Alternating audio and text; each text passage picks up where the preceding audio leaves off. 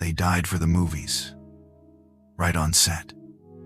Brandon Lee was shot during a scene.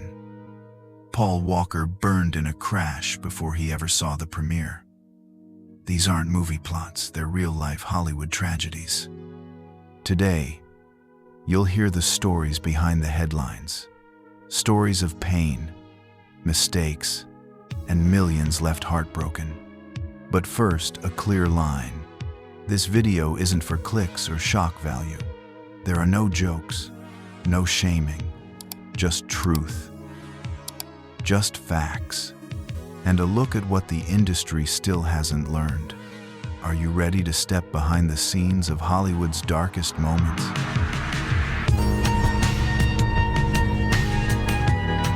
Let's start with the most infamous tragedy, Brandon Lee, son of martial arts legend Bruce Lee. In the early 90s, he was breaking out of his father's shadow. Roles in action flicks like Kickboxer 2 and Rapid Fire gave him momentum. But his true breakthrough? The lead in The Crow, a dark, gothic thriller based on James O'Barr's cult comic. He played Eric Draven, a musician murdered alongside his fiancée on Halloween Eve, only to return 1 year later, brought back by a crow to take revenge. Rain, leather, bullets. No CGI, just gritty. Practical effects. Brandon was perfect.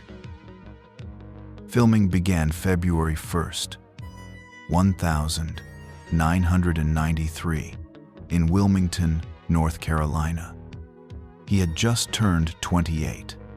Then came March 31st. That night, they were shooting a scene. Gang members break into Eric's apartment. Actor Michael Massey, playing the twitchy thug Fun Boy, was supposed to fire a .44 Magnum revolver at Brandon from 5 meters away. But the production had cut corners. Instead of using factory blanks, they made homemade rounds, real casings with the gunpowder removed. For a previous shot, they had loaded a dummy round with a paper wad to get a visible flash. But no one checked the barrel afterward. The paper wad was still inside. Now they were loading that same gun with powerful blanks for the effect. Action! Massey pulls the trigger. Brandon clutches his stomach, right where the blood pack is. He collapses, perfectly in character. But he doesn't get up. The blood is real. The wad had fired with the force of a real bullet, piercing his stomach, liver, and spine. He's rushed into a 6-hour surgery at New Hanover Regional Medical Center. But it's too late. At 1:03 p.m., Brandon Lee dies from massive internal bleeding. His fiancée, Eliza Hutton, arrives just minutes before the end. They were set to be married in Mexico just 17 days later. The reaction? Police launched an investigation. The footage from that night was destroyed. They reshot the scene using a body double, Chad Stahelski, who would go on to direct John Wick. Brandon's face was digitally added in post. The film, released in 1994, a critical and cult hit, but haunted. A year later, a fire destroyed the original negatives. Brandon's mother, Linda, sued the producers for negligence. The case was settled out of court. But the impact was huge. Hollywood finally changed. Mandatory barrel checks. No more DIY ammo. New safety standards across all unions. One lesson stood out. Cutting corners can kill. Brandon Lee will always be remembered as the Crow, a man whose death was more real than the fiction he portrayed. Paul Walker, a man who, for an entire generation, will always be Brian O'Connor from Fast and Furious. More than just an actor, he was an icon of speed, a California surfer with a Hollywood smile. His career began young. TV shows at age 12, a breakout role in Pleasantville, 1998, followed by romantic dramas like Meet Joe Black. But it was The Fast and the Furious, 2001, that launched him into stardom. Brian O'Connor, the undercover cop who betrays duty for family, mirrored Paul's own life. A real-life racer, philanthropist, and father to one 5-year-old Meadow. He collected supercars, Lamborghinis, Skylines, and launched the disaster relief charity Reach Out worldwide. By 2013, he was the face of the highest-grossing franchise in Universal history. Over $5 billion at the box office. 6 films behind him. From July to November 2013, Furious 7 was in production, a massive $190, $250 million budget. Directed by James Wan, filming took place in Azerbaijan, Abu Dhabi, and Los Angeles. Paul had finished about half his scenes. All that remained were key action sequences, a promo tour, and the April 2015 release. Then came November 30th, a Saturday, in Valencia, California. Paul was attending a charity event for RAOW, raising money for the Philippines after Typhoon Haiyan.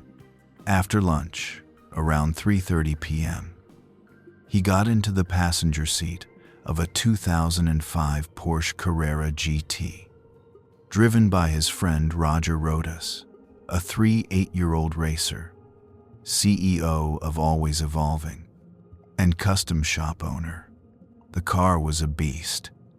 5.7-liter V10, 612 horsepower, 0 to 60 inches 3.9 seconds, top speed 330 kilometers per hour. But the tires were 9 years old. Porsche recommends replacing them every 4. The exhaust was modified, and the left brake rotor was worn. Speed limit: 72 kilometers per hour. Rodas hit the throttle on Hercules Street. Telemetry data later showed they were going between 145 and 160 kilometers per hour over 90 miles per hour. The car lost traction mid-turn, rear wheel skid spun out, struck a light pole, rotated 180 degrees, hit 3 trees, and broke in half. The gas tank ruptured. Fuel spilled. The fire ignited in seconds. Roger died instantly, skull and neck fractures. Paul survived for about 1-2 minutes with rib and pelvic injuries from the seatbelt. He tried to get out, but the belt locked. The fire claimed him. The car's frame melted. The bodies were burned. Witnesses recalled a black flash, then smoke. It took firefighters 20 minutes to extinguish the blaze. Universal was thrown into chaos. Over 40% of Paul's scenes were incomplete. The budget ballooned. Fans around the world mourned. Millions lit virtual candles. The solution: Paul's brothers, Caleb and Cody, were brought in as body doubles, with CGI enhancements by Weta Digital costing over $20 million. The ending was rewritten. Brian doesn't die, he retires. 2 cars drift apart, driving into separate sunsets, as See You Again plays. That song now has over 2 billion views.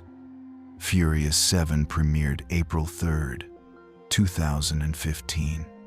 It earned $1.5 billion, the franchise's biggest opening ever. Roger's widow sued Porsche, citing suspension flaws and lack of fire protection. The court dismissed it in 2016. Paul's daughter Meadow filed her own lawsuit. The seatbelt broke his ribs, pinned him inside. Again, the verdict blamed the driver excessive speed. It didn't happen on set, but between takes. The lesson? Car lovers face real risks. Speed plus a Carrera GT with no ABS or ESP equals tragedy. Paul Walker Forever Brian.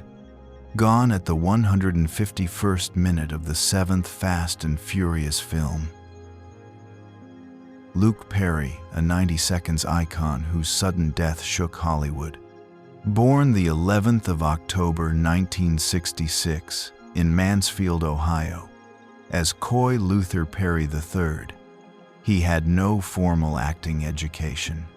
After over 200 auditions, he moved to Los Angeles at 18. His breakout came in 1990. Dylan McKay in Beverly Hills, 90210. Over 200 episodes, from 1990 to 2000. The brooding bad boy. A teenage heartthrob, he became a sex symbol with over 10 million fans. He went on to star in more than 100 roles. John Carpenter in The Fifth Element, 1997, with Bruce Willis. The Enemy 2000, with Kevin Costner. Post-apocalyptic leads like in Jeremiah. His private life was far from Hollywood.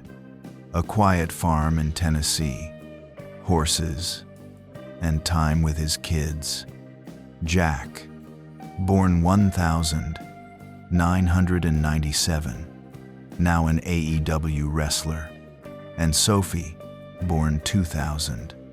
By age 52, he was enjoying a major comeback playing Fred Andrews in Riverdale.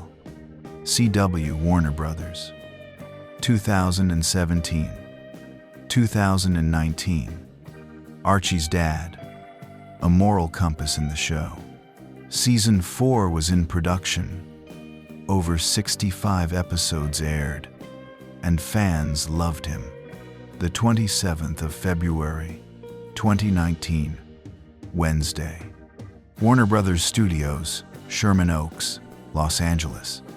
On set for episode #3X15 American Dreams. That morning, Luke complained of a headache, nausea, and slight numbness in his arm. Everyone chalked it up to exhaustion 14-plus-hour shoot days. He took a break, grabbed coffee, went to his trailer. At 10:30 a.m., he collapsed. 911 was called immediately. TMZ broke the news first. Massive ischemic stroke. A blood clot had blocked a key artery in his brain. Paramedics arrived in 8 minutes. He was rushed to Cedars-Sinai Medical Center. Diagnosis: ischemia in the basal ganglia, swelling of the brain. He was placed on a ventilator, kept in a medically induced coma with propofol and fentanyl. Vitals were unstable, blood pressure spiked at 180/110. He had undiagnosed hypertension. His mother, Anne, flew in. His son, Jack, came from New York.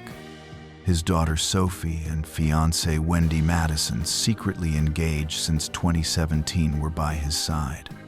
That night, February 28, Luke suffered a second stroke. This time, the damage was irreversible. March 4, Monday, 10:30 a.m. His family made the difficult decision to withdraw life support. At 11:37 a.m., his heart stopped. Cause of death: chronic hypertension and carotid artery atherosclerosis linked to over 30 years of smoking, stress, and family history. An autopsy confirmed. The stroke was too massive for clot-busting therapy to help. He was buried March 16 inches, Tennessee. Over 200 guests attended, including Shannon Doherty and Ian Ziering.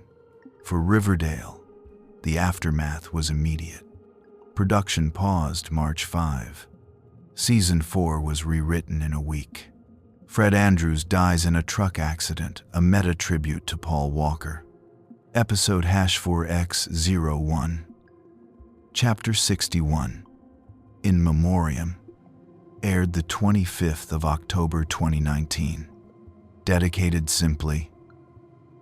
The episode used his final scenes, Fred's office, a quiet talk with Archie. Ratings surged by 30%, over 2.5 million tuned in. Fans wept. CW bought Luke's Tennessee farm and turned it into a charitable foundation. SAG-AFTRA updated medical rules. EKGs and vascular screenings, now required for actors over 50, along with mandatory mental health support. His co-stars mourned deeply. KJ Apa. He was like a second father. Lily Reinhart. He was the heart of the show. Heath Ledger. The Australian genius whose role as the Joker made him a legend and his death a myth. Born April 4th, 1979, in Perth, Western Australia. Full name: son of a mining engineer and a French teacher. Sister Kate Ledger, a singer. At age 10, his parents divorced. By 16, Heath quit school and worked as a waiter. His debut? 1992. Soap opera, Home and Away, just 3 episodes. He moved to Sydney for theater and TV. Then came Roar, 1997, with Kerry Russell, his first American contract. At 19, 10 Things I Hate About You, 1999. Patrick Verona, an instant hit. He was compared to DiCaprio. Next, The Patriot, 2000. With Mel Gibson, he played the rebel son. A Knight's Tale, 2001. Medieval action, stunt heavy. The Brothers Grimm, 2004. With Matt Damon. The Breakthrough, Brokeback Mountain, 2005. Directed by Ang Lee. Ledger played Ennis Del Mar, a quiet cowboy in a gay romance. Oscar and Golden Globe nominations followed. By 28, he'd done over 100 projects, MTV Awards, a BAFTA win. In his personal life, actress Michelle Williams, 2004-2007, they had a daughter, Matilda, born the 28th of October, 2005. They broke up due to career pressures. Then came The Dark Knight, 2007-2008, directed by Christopher Nolan. Ledger took the Joker role after 6 other actors turned it down. To prepare, he locked himself in a motel for a month, writing a Joker diary, over 200 pages of notes, clippings, clown sketches, and quotes from A Clockwork Orange. He designed much of the look himself. Scars, green hair, smeared lipstick. Filming took place in London and Chicago. By October 2007, 90% was complete. Heath flew to New York, editing his own projects and working on the Imaginarium of Dr. Parnassus with Terry Gilliam. But he was struggling insomnia, exhaustion, a cold. Doctors prescribed sleeping pills. January 22nd, 2008. Brooklyn, his $15,000 month rental on Broome Street. That morning, his daughter Matilda left with Michelle. Around 2 p.m., he called his sister Kate. "I can't sleep. My head hurts." He took a cocktail of pills. OxyContin, Vicodin, Valium, Xanax, Ambien. He lay down in the side room. Housekeeper Teresa Silverman knocked at 2:45, no answer. At 3 p.m., she found him face down, barely clothed, not breathing. She called Mary Kate Olson, his friend and neighbor, who then phoned security. Emergency services arrived at 3:26. Flatline. Autopsy. The next day, acute intoxication from 6 medications. Vicodin levels 15 times the safe amount. Not suicide. An accidental overdose. He was buried on February 9th in Perth. Aftermath. Nolan completed the film using alternate takes and CGI. The Dark Knight premiered July 18th, 2008, earning over $1 billion. It received 8 Oscar nominations. Heath won Best Supporting Actor posthumously. Also won the Golden Globe and BAFTA, a first for a comic book villain. The Imaginarium of Dr. Parnassus, 2009, also earned a Globe nomination. Warner Brothers changed protocol, set psychologists and prescription monitoring. Michelle Williams said, "Heath lived the Joker." Heath's Joker was later voted the Hashone movie villain by AFI. The myth says, the role killed him, but Heath himself said, "It drained me, but it was the role of a lifetime, forever." He remains the chaotic clown prince of crime. Robin Williams, the king of comedy, whose final film became the closing chapter of a legendary career. Born July 21st, 1951, in Chicago. His father was a senior executive at Ford, his mother a former model, a lonely childhood. At 16, he turned to stand-up. Breakout role? 1,978. Mork the Alien in Mork and Mindy Emmy winner. 1,979. Then came the films. Good Morning, Vietnam, 1,987. Oscar nomination. Dead Poets Society, 1,989. Another nomination. The Fisher King, 1,991. Won the Oscar for Best Supporting Actor. Mrs. Doubtfire, 1,993. $441 million worldwide. Jumanji, 1,995. Good Will Hunting, 1,997. Second Oscar. More than 70 films. 5 Golden Globes. Personal life? 3 marriages. Valerie Velarde's son, Zach. Marcia Garza's son, Cody. Susan Schneider, married in 2011. Addiction in the 80 Seconds. Alcohol and cocaine. Rehab in 2006, 2012, and 2014. Struggled with depression and bipolar disorder. By age 63, he was returning to dramas. 2014. His final film, Night at the Museum, Secret of the Tomb, directed by Sean Levy. The 3rd installment of the hit franchise. Co-stars: Ben Stiller, Owen Wilson. Robin played Teddy Roosevelt, who comes alive each night. Filmed at Pinewood Studios, London, from June to August. He shot the emotional Magic of Museums monologue July 12th, 15th. Take 23. He ended with the words, "This is not the end." Everyone on set said, "He shined, but he looked tired."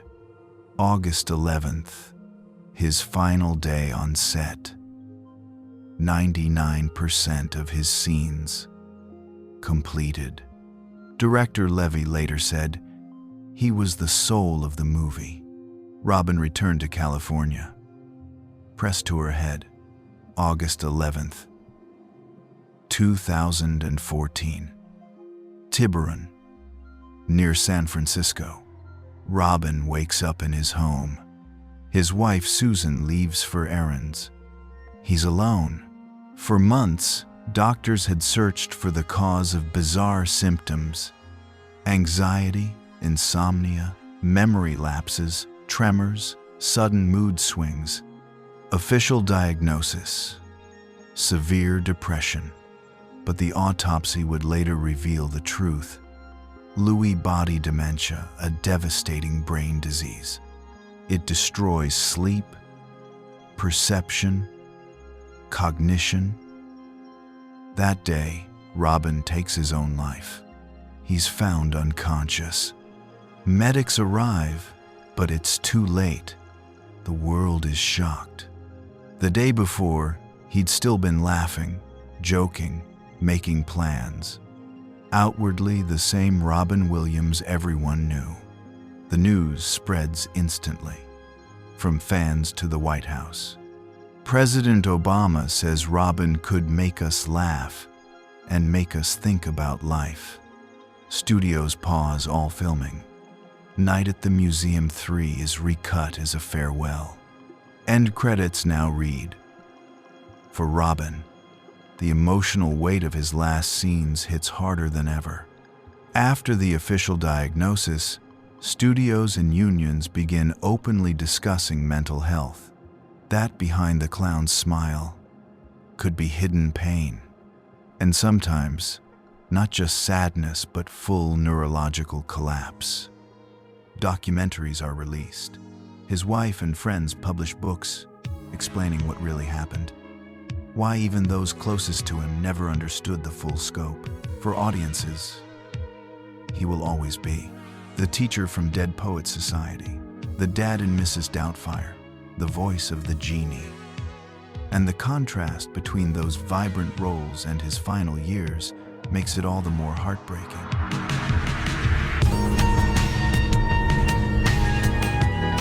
It's easy to turn stories like this into horror tales, but that's not the point. The point is to remind you, behind every powerful scene, there are real people. And sometimes, the cost of just one breathtaking moment is someone's life. If you like this format, tell us who to cover next.